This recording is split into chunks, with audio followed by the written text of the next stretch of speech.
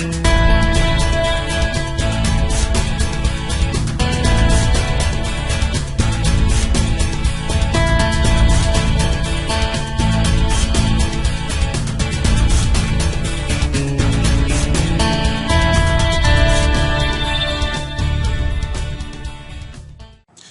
I'm Lisa Gillespie, craniosacral therapist.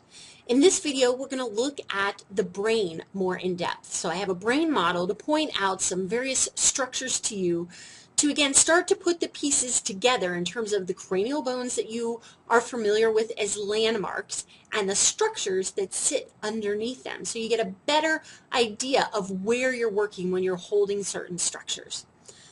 All right, we have our brain model that will be assisting us today, affectionately known as Fred the Head. So I'm going to take the brain out so that you can see the floor of the cranium.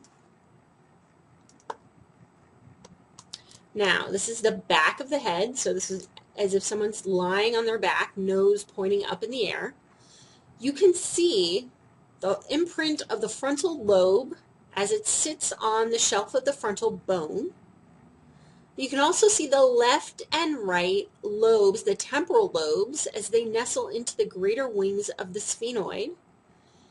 And then moving more posteriorly, you can see the left and right halves, the nestling of where the left and right halves of the cerebelli would be.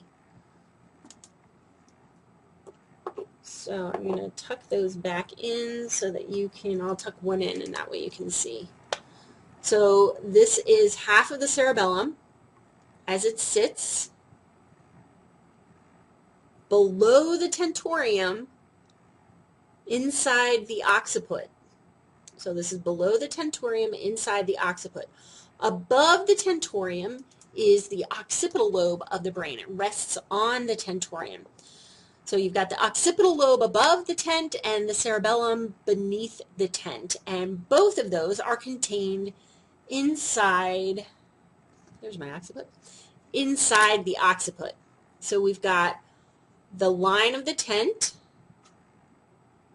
and then the two indentations, the little curves in the occipital bone itself that reflect the occipital lobe, and then the indentations beneath the tent that cradle the left and right halves of the cerebellum.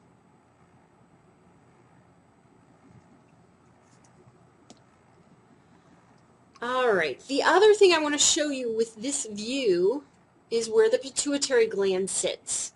So nestled between the left and right temporal lobes sits the sella turcica, where the pituitary gland nestles in. So you can imagine, just to orient you further to this, if you were to take a line and draw it above your ears, the anterior portion of your ears, draw a line between your two fingers, and then a line front to back through the ethmoid, and where it intersects with the horizontal line, you have the approximation of where your pituitary gland sits in that sella turcica of the sphenoid. So just take a minute, you can pause the recording even, and draw that, map that out on your own cranium, where the intersection of those two lines would be, and take a minute to tune in and feel your sella turcica and your pituitary gland.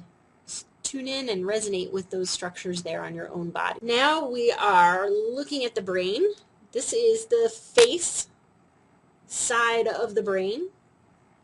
You can see again in this model the curve of the tent, how curved it is to accommodate the contour of the cerebellum. We've got the brain stem as it moves up through the foramen magnum. And the brain stem, if you remember from the tour of the cranium, the brain stem, the pons portion of the brain stem, rests on the dorsum sellae of the sphenoid. So here's the sphenoid. You're looking at the front of the sphenoid.